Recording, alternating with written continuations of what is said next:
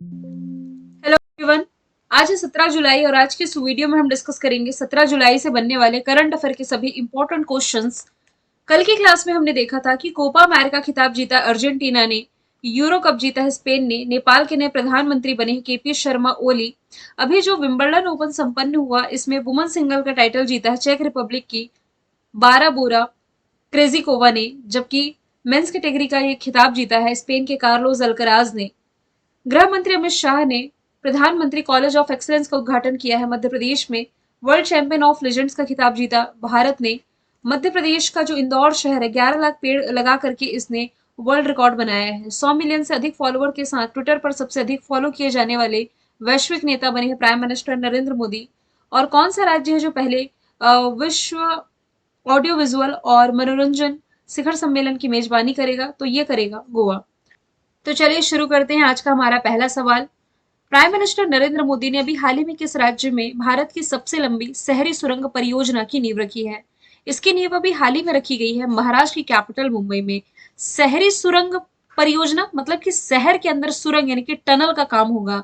शहर के अंदर ये जो टनल प्रोजेक्ट है इसका उद्घाटन अभी हाल ही में प्राइम मिनिस्टर नरेंद्र मोदी जी के द्वारा किया गया। उद्घाटन मतलब नींव रखी गई है, अब इसका काम शुरू होना है। मुंबई महानगर क्षेत्र विकास प्राधिकरण द्वारा संचालित 16,000 करोड़ रुपए की परियोजना है ठाणे बोरीवली ट्विन टनल परियोजना। ये यात्रा समय को यानी कि इन दोनों स्थानों को कनेक्ट होने में जो समय है 1 घंटे से घटा करके केवल 12 मिनट कर देगा। टनल के माध्यम से वेस्टर्न एक्सप्रेस हाईवे के जो व्हीकल हैं ये सीधे थाने की ईस्टर्न एक्सप्रेस हाईवे तक पहुंच सकेंगे। और दूरी कम करने के लिए टनल का जो निर्माण है ये संजय गांधी नेशनल पार्क के नीचे किया जा रहा है। महाराष्ट्र की कैपिटल मुंबई जहां पर ये प्रोजेक्ट शुरू होना है। मुख्यमंत्री एकनाथ शिंदे, राज्यपाल रमेश बैस है। मुंबई का जब जब डिस्कशन आता है मैं आपको अटल सेतु जरूर बताती हूँ जिसका उद्घाटन प्राइम मिनिस्टर नरेंद्र मोदी ने किया था जनवरी के महीने में। नेशनल पार्क में संजय गांधी नेशनल पार्क, नवेगांव और पेंच नेशनल पार्क आप रिलेट कर सकते हैं। हालांकि पेंच नेशनल पार्क का ज्यादातर हिस्सा जो है ये मध्य प्रदेश के अंतर्गत आता है। महाराष्ट्र ने 2024 के लिए सर्वश्रेष्ठ कृषि राज्य का पुरस्कार जीता। सुजाता सोनिक मध्य प्रदेश की पहली महिला मुख्य सचिव बनी है। महाराष्ट्र में ही भारत का सबसे बड़ा डीप ड्राफ्ट बंदरगाह बनाया जाएगा। जनवरी के महीने में राष्ट्रीय युवा महोत्सव की मेजबानी नासिक ने की थी। महाराष्ट्र पुलिस का नया डीजीपी रश्मि शुक्ला को बनाया गया है। और फॉरेन डायरेक्ट इन्वेस्टमेंट यानी कि एफडीआई का सबसे बड़ा प्राप्तकर्ता राज्य जो है ये भी महाराष्ट्र रहा है। अब यदि आप ऑप्शन से देखेंगे तो 22 जनवरी को प्राइम मिनिस्टर नरेंद्र मोदी ने अयोध्या राम मंदिर की जो आधारशिला आधारशिला नहीं उद्घाटन आप कह सकते हैं, ये 22 जनवरी को किया। क्योंकि क्वेश्चन है कि प्राइम मिनिस्टर नरेंद्र मोदी ने किसी चीज का उद्घाटन किया है या नींव रखी है, तो ऑप्शन के थ्रू हम कुछ वैसे ही फैक्ट से रिलेट करेंगे जो कि प्राइम मिनिस्टर से आप रिलेट कर सकते हैं। सिग्नेचर ब्रिज यदि आप रिलेट करेंगे, सुदर्शन नाम का सिग्नेचर ब्रिज था जिसका उद्घाटन प्राइम मिनिस्टर नरेंद्र मोदी ने किया था गुजरात में। और सबसे बड़ा रेलवे प्लेटफॉर्म कर्नाटक के हुबली में, ये दुनिया का सबसे लंबा रेलवे प्लेटफॉर्म है जिसकी लंबाई है 1507 मीटर, इसका उद्घाटन किया था। सवाल नंबर दूसरा है एपेक यानी कि एशिया प्रशांत मंत्री स्तरीय सम्मेलन जो है जिसका एडिशन है दूसरा कहाँ आयोजित किया जाएगा? तो इस साल इसे भारत ही होस्ट करने जा रहा है सितंबर महीने में। तो एपेक मंत्री स्तरीय सम्मेलन की मेजबानी सितंबर के महीने में अंतरराष्ट्रीय नागरिक उड्डयन संगठन के साथ संयुक्त रूप से करने जा रहा है। कौन? भारत। तो ये जो अंतरराष्ट्रीय नागरिक उड्डयन संगठन है ये यूनाइटेड नेशंस की एक अंतर सरकारी विशिष्ट एजेंसी है। इसका फॉर्मेशन ईयर है 1947। हेडक्वार्टर इसका हो जाएगा मॉन्ट्रियल कनाडा में। हालांकि last year Bharat G20 host कर चुका है। आईसीसी मेंस वर्ल्ड कप भी होस्ट कर चुका है, लास्ट ईयर की मैं बात कर रही हूँ। चाइना का जो होंगजू शहर है इसने एशियन गेम्स की मेजबानी की थी 2023 की। अमेरिका के वॉशिंगटन में यदि आप रिलेट करेंगे तो नाटो शिखर सम्मेलन का आयोजन रिसेंटली किया गया है। और अजरबैजान से यदि रिलेट करेंगे तो COP29 जो इस साल का होगा ये अजरबैजान होस्ट करने जा रहा है। सवाल नंबर तीसरा है विश्व युवा कौशल दिवस प्रतिवर्ष कब मनाया जाता है? तो ये हर साल मनाया जाता है 15 जुलाई को। वर्ल्ड यूथ स्किल्स डे युवाओं को रोजगार, उद्यमिता और उनके कौशल यानी कि स्किल्स क्षमता को बढ़ाने के उद्देश्य से मनाया जाता है। इस दिन को मनाए जाने की शुरुआत संयुक्त राष्ट्र महासभा द्वारा 2014 में की गई थी और इसकी थीम है शांति और विकास के लिए युवा कौशल यानी कि youth skill for piece and development. 12 जुलाई को क्या मनाया जाता है? ये मनाया जाता है मलाला डे। 11 जुलाई को आपका विश्व जनसंख्या दिवस यानी कि वर्ल्ड पॉपुलेशन डे के रूप में मनाया गया है।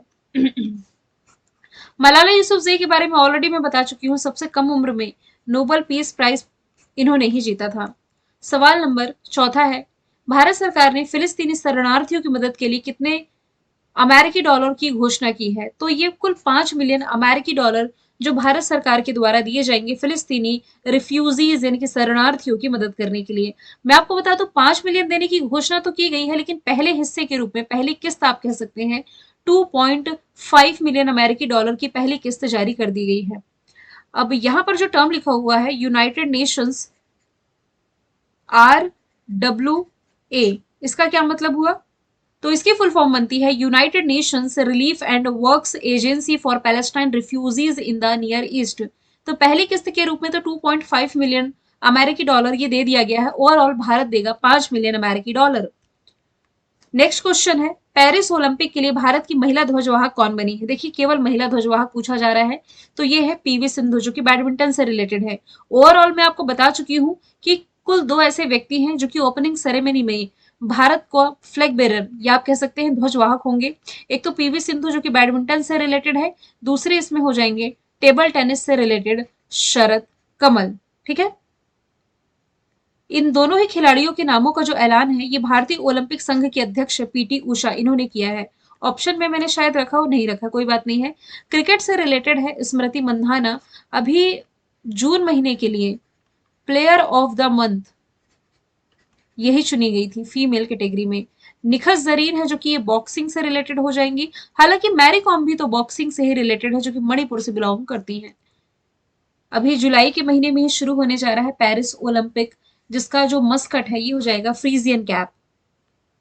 हाल ही में टीम इंडिया के हेड कोच जो अगले बन गए हैं ये बने हैं गौतम गंभीर, और इन्होंने किनका स्थान लिया है? राहुल द्रविड़ का। बीसीसीआई ने इसकी घोषणा T20 वर्ल्ड कप जो अभी संपन्न हुआ अमेरिका और वेस्ट इंडीज में, इसके बाद जो राहुल द्रविड़ का कार्यकाल समाप्त हुआ है, इसके बाद जो नए नाम का ऐलान किया है ये है गौतम गंभीर।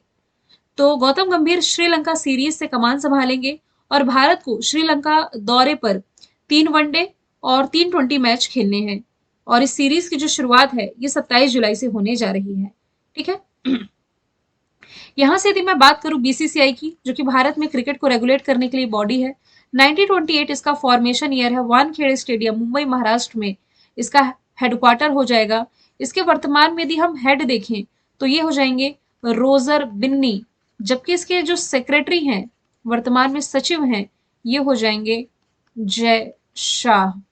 ठीक है, अब दिनेश कार्तिक की यदि मैं बात करूं तो आरसीबी के, आरबीसी लिख दिया मैंने गलती से, आरसीबी रॉयल चैलेंजर्स बैंगलोर के ये मेंटर और कोच बने हैं। महेंद्र सिंह धोनी ने वैसे तो इंटरनेशनल क्रिकेट से संन्यास ले लिया, लेकिन आईपीएल ये खेलते हैं, चेन्नई सुपर किंग्स के लिए अभी भी खेल रहे हैं ये, और ये एसबीआई के ब्रांड एम्बेसडर रिसेंटली बनाए गए हैं। यदि मैं बात करूं कपिल देव की, तो कपिल देव ने अभी हाल ही में PGTI professional golf tour of India इसके अध्यक्ष के रूप में पदभार संभाला है। सवाल नंबर है 7वां, हाल ही में चौथी बार रवांडा के राष्ट्रपति कौन बने हैं? तो ये बन गए हैं Paul Kagame. Option number B इसका राइट आंसर हो जाएगा। आप देख सकते हैं 99% वोट इन्हें मिले हैं। तो रवांडा के राष्ट्रीय चुनाव आयोग के अनुसार राष्ट्रपति पॉल कागामे ने 99% वोट हासिल करके चौथी बार देश के राष्ट्रपति का चुनाव जीत लिया है। इन्होंने वर्ष 2000 में राष्ट्रपति के रूप में शासन किया और 2017 में हुए पिछले राष्ट्रपति चुनावों में भी इन्होंने 99% वोट अपने नाम किया था, और ये 5 साल के कार्यकाल के लिए फिर से रवांडा के राष्ट्रपति चुन लिए गए हैं। बात की जाए यदि रवांडा की, तो आप देख सकते हैं सेंट्रल अफ्रीका में एक हिस्सा रवांडा एक जमीन से घिरा हुआ देश है। इस देश को हजारों पहाड़ियों की भूमि के रूप में भी जाना जाता है। इसकी कैपिटल हो जाएगी किगाली, करेंसी हो जाएगी फ्रैंक, और राष्ट्रपति तो मैंने बता ही दिया है। यदि मैं बात करूं सिरिल रामाफोसा की, तो ये साउथ अफ्रीका के फिर से प्रेसिडेंट बनाए गए हैं। इमैनुअल मैक्रोन हो जाएंगे फ्रांस के राष्ट्रपति, जबकि पड़ोसी पाकिस्तान के राष्ट्रपति हो जाएंगे आसिफ अली जरदारी। नेक्स्ट है, किस देश के दिग्गज फुटबॉलर थॉमस मुलर ने अंतरराष्ट्रीय फुटबॉल से संन्यास ले लिया है। तो ये भी हाल ही में संन्यास ले चुके हैं, जर्मनी के प्रसिद्ध फुटबॉलर हो जाएंगे ये।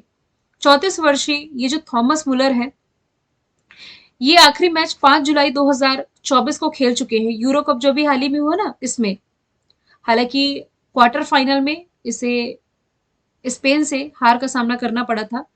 मुलर ने जर्मनी को 2014 में विश्व कप जीतने में मदद की थी, यानी कि उस विजेता टीम का हिस्सा थे। 2010 के वर्ल्ड कप के दौरान इन्हें गोल्डन बूट और यंग प्लेयर का भी पुरस्कार मिल चुका है, और अभी हाल ही में इन्होंने इंटरनेशनल फुटबॉल से संन्यास ले लिया है। फ्रांस से यदि किसी फुटबॉलर का नाम रिलेट करेंगे ना, तो किलियन एम्बाप्पे का नाम रिलेट कर सकते हैं आप। अर्जेंटीना से यदि रिलेट करेंगे तो लियोनल मेसी का नाम। और अर्जेंटीना ने ही अभी हाल ही में क्या जीता है, कोपा अमेरिका का खिताब। क्रिस्टियानो रोनाल्डो पुर्तगाल के स्टार फुटबॉलर ये हो जाएंगे। दुनिया में सबसे अधिक कमाई करने वाले फुटबॉलर की लिस्ट में ये टॉप पर है। सवाल नंबर 9 है, दुनिया की पहली 3D प्रिंटेड इलेक्ट्रिक एब्रा का परीक्षण किया गया है, कहां पर? तो इसका परीक्षण अभी हाल ही में दुबई में किया गया है। ऑप्शन नंबर ए इसका राइट आंसर हो जाएगा।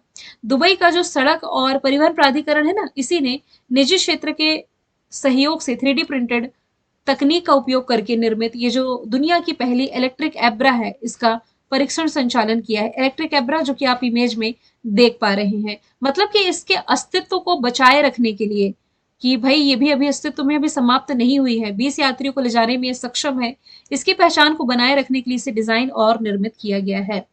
ठीक है।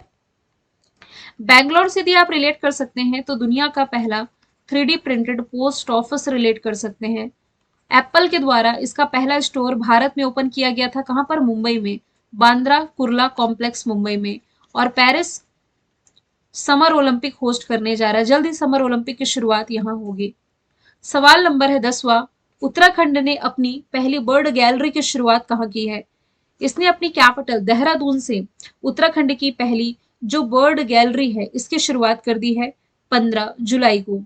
देहरादून में प्रकृति शिक्षा केंद्र जॉली ग्रांट में इसकी स्थापना की गई है। इस गैलरी में उत्तराखंड के पक्षियों की उच्च रिजोल्यूशन वाली तस्वीरें दिखाई जाएंगी, जो कि विजिटर्स को राज्य के पक्षियों की ओर और भी आकर्षित करेगा। एक तरह के बर्ड प्रेमी या आप कह सकते हैं पक्षी प्रेमी को जो इन्हें देखना चाह रहे हैं, हाई रेजोल्यूशन वाली पिक्चर्स यहाँ पर इस गैलरी में शो की जाएंगी। बात की जाए यदि उत्तराखंड की, राजधानी इसकी हो जाएगी देहरादून और गैरसैंण। मुख्यमंत्री पुष्कर धामी, राज्यपाल गुरमीत सिंह है। झील में 7 ताल, राक्षस ताल, नैनीताल, मालाताल। नेशनल पार्क में Jim Corbett, Nanda Devi, Raja ji valley of flower, Gangotri, Mana Niti, Lipulekh यहाँ के दर्रे हैं। यूसी सिविल यहाँ हालिया में लाया गया। इस साल का नेशनल गेम्स उत्तराखंड होस्ट करेगा। उत्तराखंड हाईकोर्ट की पहली महिला मुख्य न्यायाधीश ऋतु बाहरी बनी है। यहाँ जंगलों में लगी आग को कंट्रोल करने के लिए ऑपरेशन बम्बी बकेट भी चलाया गया था। अब यदि आप देख पा रहे हैं तो ऑप्शन में मैंने सभी उत्तराखंड के ही शहरों के नाम मेंशन किए हैं, जैसे कि भारत का पहला हिम तेंदुआ संरक्षण केंद्र, यानी कि स्नो लेपर्ड के लिए जो संरक्षण केंद्र उत्तराखंड के उत्तरकाशी जिले में स्थापित किया गया है। यदि आप नैनीताल से रिलेट करेंगे तो नैनीताल को भारत का लेक डिस्ट्रिक्ट कहा जाता है। और यदि बात की जाए मसूरी की, तो अभी हाल ही में मसूरी में नक्षत्र सभा का उद्घाटन किया गया था। स्टैटिक में कुछ चर्चित महिलाएं हम देख लेते हैं, जैसे हम डिस्कस कर चुके हैं। महाराष्ट्र की पहली महिला मुख्य सचिव सुजाता सोनिक है। जुलाई 2024 में महिला टेस्ट क्रिकेट में सबसे तेज दोहरा शतक बनाने वाली पहली भारतीय महिला खिलाड़ी सैफाली वर्मा है। दुनिया की पहली मिस एआई का खिताब जीता है केंजा लेली ने। ब्रिटेन की पहली महिला वित्त मंत्री रिचल रिव्स है। महिला बाल विकास मंत्रालय संभाल रही अन्नपूर्णा देवी। और भारतीय नौसेना की पहली महिला हेलीकॉप्टर पायलट बनी है अनामिका राजीव। मैंने कल आपसे पूछा था बिम्स्टेक के विदेश मंत्रियों का दूसरा सम्मेलन ये कहां शुरू हुआ? आंसर इसका था दिल्ली। आज का सवाल है, झारखंड के मुख्यमंत्री के रूप में किसने शपथ ले ली है?